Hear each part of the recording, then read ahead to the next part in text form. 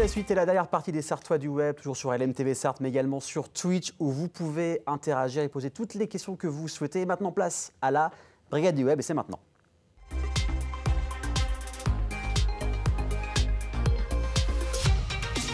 Elle est arrivée, Manon est là. C'est pas facile pour arriver au studio avec ce qui s'est passé aujourd'hui. Comment vas-tu, Manon, aujourd'hui?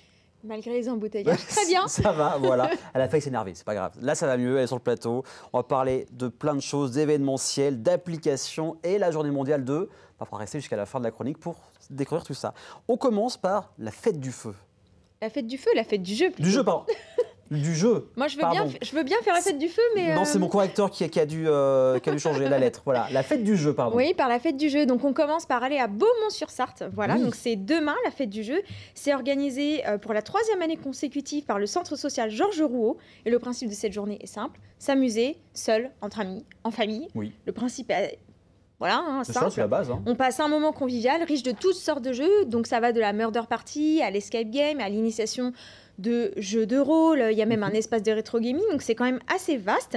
Et vous avez également pour les familles, et ça je trouve ça vraiment super, un espace de garde qui est proposé par les professionnels du centre social, qui est disponible pour faire garder les tout petits pendant que vous vous amusez. Donc ça c'est plutôt sympa. Bonne idée. Et pendant que vous jouez à des jeux de société, des grands jeux en bois.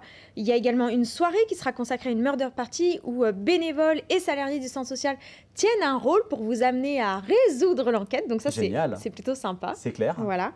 Et il y aura également un service de restauration qui sera assuré midi et soir. D'accord. L'entrée est libre de 10h à 22h à la salle Loisirs et Culture et c'est demain à Beaumont-sur-Sarthe. Super. Alors Chouquette sur Twitch se fout de moi. Fête du feu, oui. Je suis trompé, ça arrive. La fête du jeu, on le rappelle.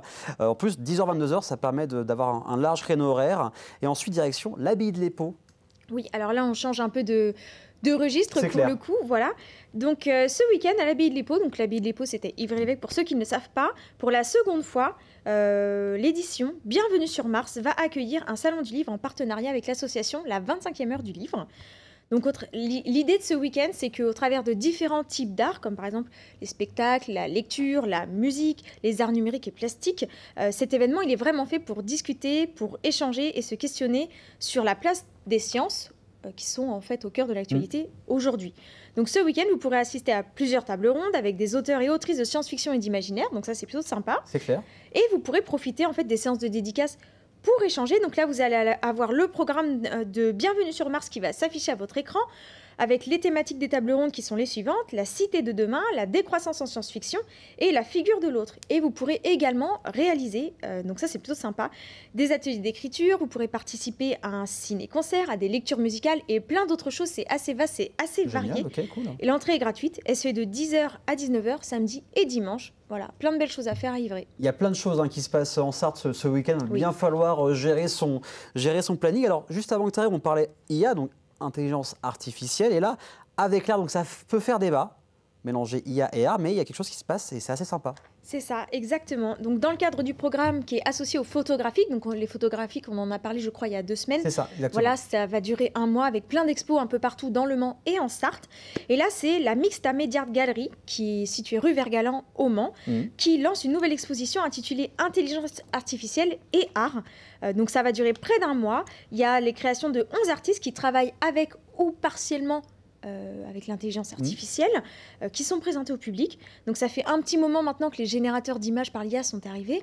Ça fait assez débat, que ce soit nous dans notre quotidien, mais aussi dans l'art, principalement dans l'art. C'est ça. Voilà. Et cette exposition-là, elle réunit au total 60 œuvres qui sont issues de procédés divers à partir ou partiellement à partir de l'IA.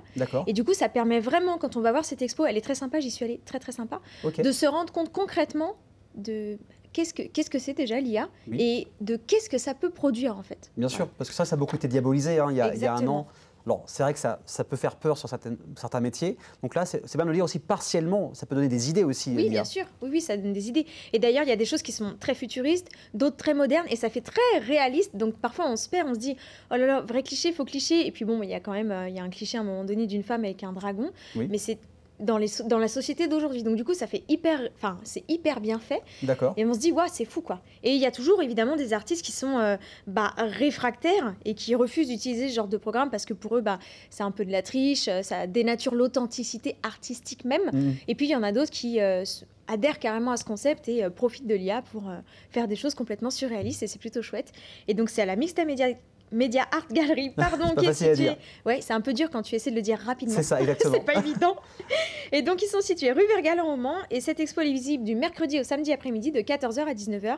C'est gratuit, donc allez-y. En plus, vous pouvez débattre avec les personnes pour ou contre l'IA ou modérer. C'est bien aussi d'avoir des débats.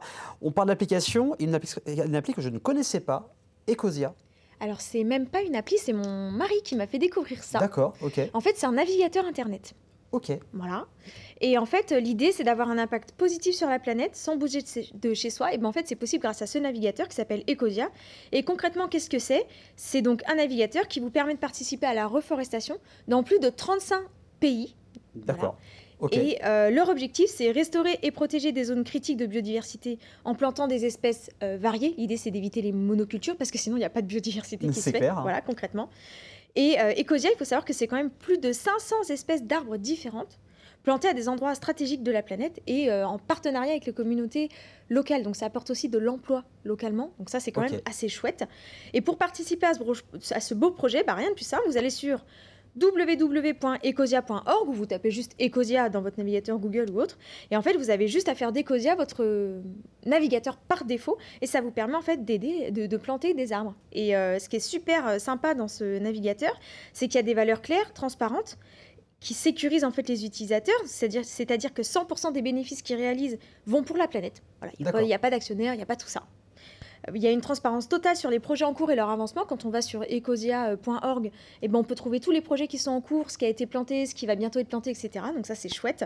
Il n'y a pas de vente de nos données ou de nos informations perso. Donc ça, je trouve que c'est bien là où on sait que, par exemple, chez Google et autres, Safari, j'en passe, il y a beaucoup de revente de nos données perso et c'est pour ça qu'on se tape des pubs un peu sympas des fois sur nos téléphones.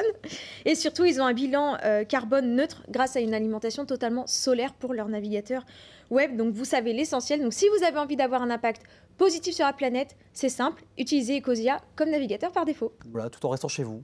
Exactement. Donc ça, c'est plutôt sympathique. Et on va finir, vous savez, par les journées mondiales on va parler de la journée mondiale de la santé. C'est ça. C'est là, normalement, si je ne me trompe pas, c'est la 76e journée mondiale de la santé. Donc tu vois, ça fait un moment que ça existe. Et chaque année, il y a un thème. Donc cette année, c'est ce dimanche 7 avril. Il y a des manifestations de sensibilisation qui vont être organisées du coup dans le monde entier et ça vise à informer les opinions publiques à propos de la morbidité, de la mortalité et de la souffrance. Voilà, il faut savoir que partout dans le monde, le droit à la santé de millions de personnes est de plus en plus menacé. Donc on pourrait en parler un peu en France, mais on est encore loin d'être très très menacé. Mais voilà, de jour en jour, il y a quand même des droits qui diminuent, donc c'est important de le notifier. Il y a des maladies, des catastrophes importantes qui sont cause de décès, de handicap. Il y a des conflits également aussi qui détruisent la vie. Enfin voilà, les guerres, on sait bien que voilà, avec tout ce qui peut être cadavre, mortalité, ça peut amener aussi des maladies. Donc c'est toujours un peu compliqué. C'est pareil, la pollution, ça amène des maladies et ça, ça a un impact mondial. Voilà. Et cette année, l'OMS a décidé que le thème de cette journée, ce serait notre santé, nos droits. Donc c'est-à-dire protéger nos droits, défendre le droit de chacun partout dans le monde, d'avoir accès à un service de santé, de pouvoir se faire soigner, voilà, d'avoir accès à l'eau potable, à de l'air pur, à une bonne alimentation, parce que la santé, ça passe aussi par là, malgré tout. C'est évident. Voilà, et puis un logement de qualité, des bonnes conditions de travail. Et pour cela, l'OMS exhorte les dirigeants de chaque pays à respecter leurs engagements et à faire appliquer les droits de chacun. Donc c'est ce dimanche. Si vous tapez Journée de la santé sur Internet, vous pourrez voir un petit peu tous les événements qui sont prévus dans votre pays, dans votre région, peut-être dans votre vie si vous avez de la chance. Et ça peut vous permettre de vous informer et également d'informer vos proches et votre cercle amical. Tu ne sais pas si en Sarthe, par hasard, il y a des actions de fête? Alors, je n'ai pas tout vérifié parce que ça tombe un dimanche. Oui. Donc, voilà, l'année dernière, ça ne tombait pas un dimanche. Donc, c'était plus simple. Donc, je n'ai pas pris le temps de vérifier. Non, mais de toute façon, vous tapez Journée mondiale de OMS, voilà, le département, la ville, vous devriez trouver quelque chose pas loin de chez vous. Voilà, si vous avez envie de vous renseigner, tout est possible. Eh bien, super. On rappelle, pour te contacter, pour qu'on parle des gens qui veulent qu'on parle d'eux dans la chronique, comment ça se passe, comment on te contacte? Alors, en fait, j'ai une page Instagram qui s'appelle Talent avec un S tiré du bas Sartois. Et du coup, sur cette page, il y a des talents sartois. Donc, c'est des talents, ça peut être des créateurs, ça peut être des artistes peintres, des chanteurs, etc., qui vont venir me contacter, qui vont pouvoir passer sur la page Instagram ou qui vont pouvoir aussi venir exposer leur projet ici. D'ailleurs, je vous parlerai bientôt d'une sartoise qui s'appelle Cléa Niepceron, qui a monté sa marque Méju. Et le concept est vraiment sympa. D'accord. Et je pense que je vais en parler bientôt parce que c'est plutôt chouette. Et elle sera sur la page Instagram, évidemment, Talent Sartois. Voilà, il faut juste rester pour qu'on puisse découvrir qui c'est exactement. Et j'en profite aussi, si vous voulez qu'on parle de vous, n'hésitez pas à nous contacter et également avec les journalistes, la rédaction, tous les animateurs et animatrices pour qu'on parle de vous. On en discute, on vous accueille ici avec grand plaisir. On vous suit donc au niveau des reportages. Merci beaucoup Manon, avec comme d'habitude. plaisir. La semaine prochaine, plein de choses encore qui vont se passer en Sarthe. Rappelle aussi, ce week-end, il y a encore pas mal de choses. Il y a le festival Impact, si vous aimez la techno. Oui. Et il y a aussi le gala de la perche, de stand-up, comédie, comique, ce samedi 6. Donc il va falloir choisir ce week-end. C'est dur, beaucoup de choses. Ça va être très compliqué, mais bon, ça bouge en Sarthe. On vous le prouve toutes les semaines sur la chaîne. Merci à vous de nous avoir suivis. On se retrouve la semaine prochaine, même jour, même heure sur LMTV Sarthe et sur Twitch. Passez un excellent week-end. À bientôt.